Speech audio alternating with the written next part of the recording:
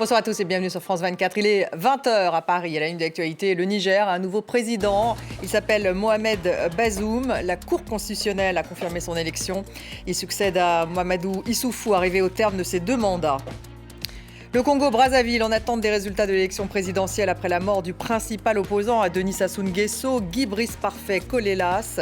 On va parler de ces 2 actualités africaines avec Jean-Claude Félix Tchikaya. Il est chercheur à l'Institut de prospective et de sécurité en Europe. Il est avec nous sur ce plateau. Bonsoir, merci à vous. Bonsoir. Bruxelles impose pour la première fois des sanctions contre 4 responsables chinois pour atteinte aux droits de l'homme dans le Xinjiang, dans le cadre du traitement de la minorité musulmane ouïghour. Pékin annonce avoir décidé des sanctions en représailles. On retrouvera à Bruxelles Alix Le Bourdon.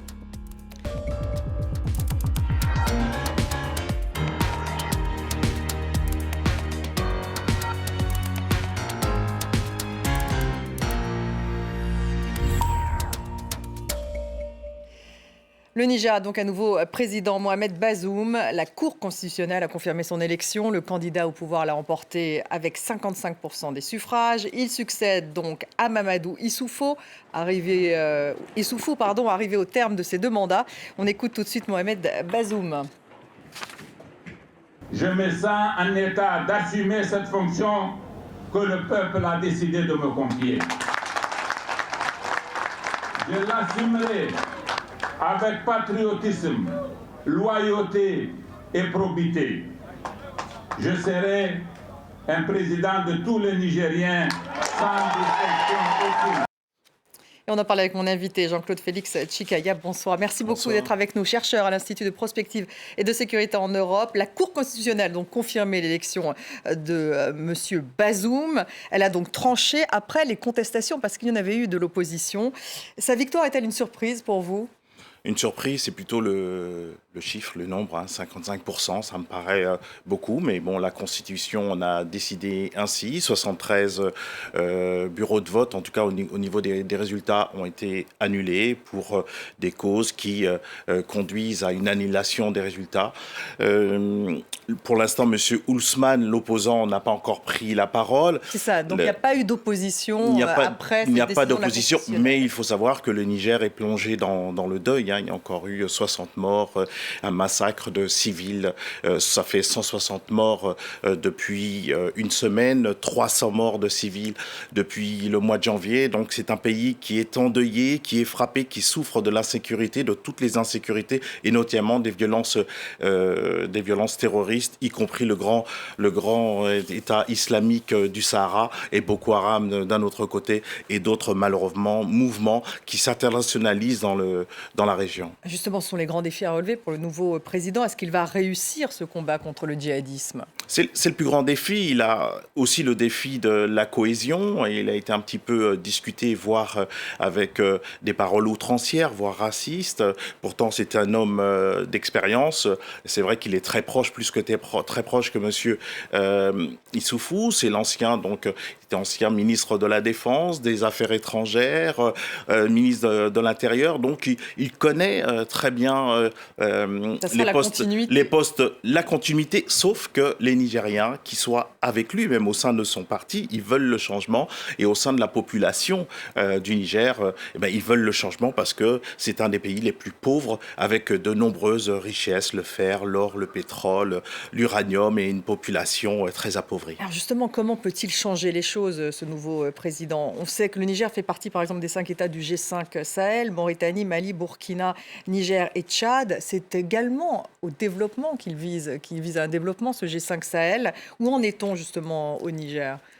Vous posez la bonne question, parce que la réponse militaire ne suffira pas, la réponse sécuritaire ne suffira pas. Les questions sociales sont au centre même des préoccupations des Nigériens. Malheureusement, le fait que les questions sociales ne soient maltraitées, il y a des gouvernances qui n'étaient pas aussi belle que cela a été présenté dans le bilan de M. Issoufou. Certes, il s'est conformé à la loi, il n'a pas fait un 3e mandat, mais sur le plan de son bilan social et économique, peut mieux faire. Donc la question sociale, la question économique, peut mieux faire comment ? Déjà la réalité, comment il va réaliser, quelles sont les personnalités, les intellectuels, les personnes du champ civil, les personnes du milieu politique qui vont constituer l'équipe du président M. Bazoum pour qu'il ait vraiment une politique qui soit très offensive, une équipe de combat, je parle de combat politique, pour non seulement combattre les groupes terroristes, mais surtout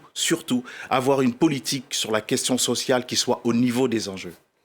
On va évoquer un autre pays d'Afrique que vous connaissez bien, le Congo-Brazzaville. En attente, lui, de ses résultats de l'élection présidentielle, le principal opposant à Denis Sassou Nguesso, Guy Brice Parfait Kolelas, est mort aujourd'hui après avoir été testé positif au Covid-19. Le chef de l'État sortant, Denis Sassou Nguesso, mise sur une réélection au premier tour. On fait le point. Ce sont les dernières images de l'opposant congolais Guy Brice Parfait Kolelas, très affaibli, avec un masque à oxygène. Je suis en difficulté. Je me bats contre la mort. Mais cependant, je vous demande de vous lever. Allez-y voter pour le changement. Je ne me serai pas battu pour rien. Le candidat à la présidentielle est décédé peu après, durant son évacuation sanitaire vers la France. Testé positif au Covid-19 vendredi après-midi, il n'avait pas pu animer son dernier meeting de campagne à Brazzaville. Ses partisans réunis en nombre étaient alors persuadés que leur candidat remporterait l'élection. Non seulement nous croyons à notre projet, enfin du moins au projet du candidat, le président Kolelas, mais nous donnons aussi un signal qu'au Congo, il faut que certaines choses changent. Opposant historique, Parfait Kolelas est apparu cette année comme le principal rival de Denis Sassou Nguesso, 77 ans, dont 36 au pouvoir. Fils d'un ancien Premier ministre, Kolelas a lui-même travaillé dans différents ministères, dont celui de la pêche ou encore de la fonction publique. Son combat politique le mène jusqu'à la deuxième place de la présidentielle de 2016. Il n'a jamais reconnu les résultats. J'invite le président Denis Sassou Nguesso, proclamé vainqueur, à avoir le triomphe modeste, car cette élection a été émaillée d'irrégularités de tout genre. Il devra s'élever pour apaiser tous les Congolais. La mort de Parfait Kolelas intervient alors que le dépouillement est en cours dans le pays. Les résultats sont attendus dans la semaine. Selon le directeur de campagne de Kolelas, ce dernier était en tête dans un certain nombre de localités. Une transition au Niger, une transition qui n'a pas l'air effectivement de prendre au Congo-Brazzaville. Pourquoi ? Le Congo-Brazzaville est sous le choc aujourd'hui. Monsieur Kolelas, dit Peko, était très populaire. C'est le rival principal de Monsieur Sassou Nguesso, qui est au pouvoir cumulé depuis 37 ans. Un pouvoir sans partage, clanique. 37 ans 37 ans. 37 ans cumulés. 50% des Congolais ont 19 ans, donc une bonne partie des Congolais sont nés après l'accession au pouvoir de M. Sassou Nguesso. N'ont connu que lui.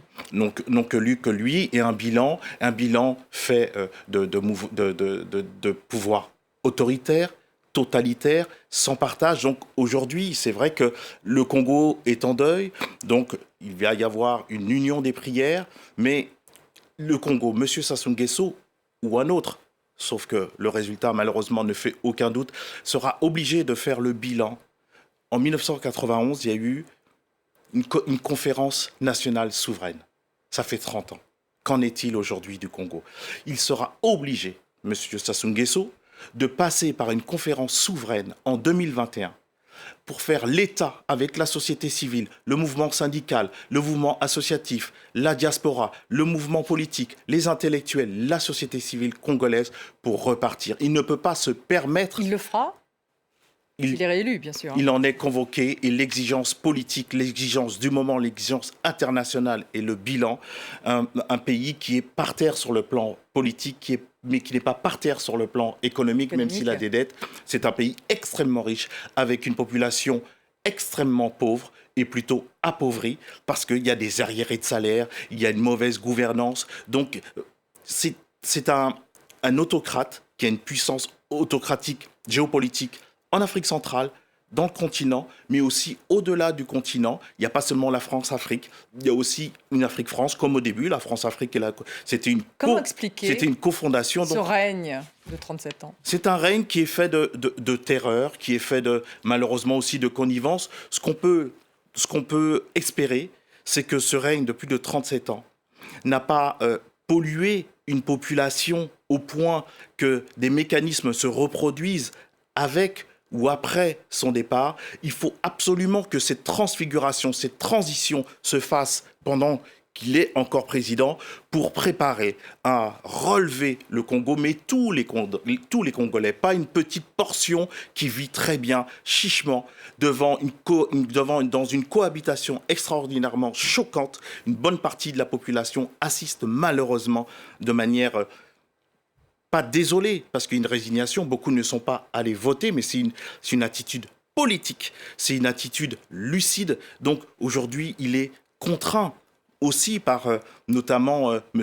Guterres et puis une grande partie de la géopolitique qui voulait donc des élections apaisées. Mais les Congolais veulent plus que des élections apaisées. Ils veulent arrêter d'avoir un quotidien qui est fait de violence politique, violence économique, violence du quotidien devant une gouvernance lacunaire et carencée de manière volontaire. Alors on attend en tout cas toujours les résultats de cette présidentielle. Merci beaucoup Jean-Claude Félix Tchikaya d'avoir été avec nous ce soir. Merci. Dans le reste de l'actualité, Bruxelles impose pour la première fois des sanctions contre 4 responsables chinois pour atteinte aux droits de l'homme dans le cadre du traitement de la minorité musulmane ouïghour. Elle vise ces sanctions le directeur du bureau de la sécurité publique du Xinjiang, accusé de graves atteintes aux droits de l'homme, de détention arbitraire, de traitement dégradant infligé aux Ouïghours. Le ministère chinois des Affaires étrangères a appelé l'Union européenne à corriger son erreur et à ne pas interférer dans les affaires internes chinoises. Pékin a également annoncé avoir décidé des sanctions en représailles. On retrouve tout de suite Alix Bourdon, notre correspondante à Bruxelles. Bonsoir Alix, c'est vraiment la première fois que l'Union européenne prend des sanctions contre la Chine liées au traitement des Ouïghours. En effet, c'est un accord qui a été trouvé à l'unanimité des 27 aujourd'hui à Bruxelles lors d'une réunion des ministres des Affaires étrangères européens. Et ce sont en effet des mesures inédites depuis plus de 30 ans et la répression de la place Tiananmen. Alors ces sanctions sont prises, vous l'avez dit, à la suite de violations des droits de l'homme à l'encontre de la minorité ouïghour. Cette minorité musulmane qui, vous le savez, est fortement réprimée dans le nord-ouest de la Chine. Et ces sanctions visent 4 dirigeants chinois, dont le directeur du bureau de la sécurité publique de la province du Xinjiang, ainsi que l'ancien responsable de cette province. Et ces dirigeants se voient donc frappés d'un gel de leurs éventuels avoirs dans l'Union européenne, ainsi que d'une interdiction de visa. Alors c'est une action qui a été prise conjointement avec les États-Unis, le Canada et le Royaume-Uni. Et je vous rappelle que d'après les défenseurs des droits de l'homme, plus d'1 million de Ouïghours sont ou ont été détenus dans des camps où la Chine est accusé d'avoir imposé des travaux forcés. Alix, le ministère chinois des Affaires étrangères a appelé l'Union européenne, je le disais, à corriger ses erreurs, à ne pas interférer dans les affaires internes chinoises. Et Pékin a également annoncé des représailles contre un certain nombre d'eurodéputés, notamment le député Raphaël Glucksmann. Alors en effet, le président du Parlement européen, David Sassoli, a immédiatement réagi à ces sanctions en représailles qui visent certains eurodéputés. C'est inacceptable et il y aura des conséquences, a-t-il martelé. Parmi les eurodéputés visés, vous l'avez dit, il y a le français Raphaël Glucksmann qui est très actif sur les questions chinoises, mais il y a aussi l'allemand Reinhard Bütikofer qui préside la délégation pour les relations avec la Chine au Parlement européen. Alors ces personnalités ne sont plus autorisés à se rendre en Chine ni à y faire des affaires. Et puis, la Chine n'a pas fait que sanctionner des personnalités. Elle sanctionne également des entités européennes, comme la sous-commission des droits de l'homme du Parlement européen, également l'Institut Mercator pour les études chinoises basé à Berlin, et puis aussi une ONG danoise. Ces mesures ne changeront rien à la détermination de l'Union européenne à défendre les droits humains. Ça, c'est le chef de la diplomatie européenne, Josep Borrell, qui le dit. Il souligne aussi que ces sanctions en représailles sont très regrettables. Merci Alix Bourdon en direct de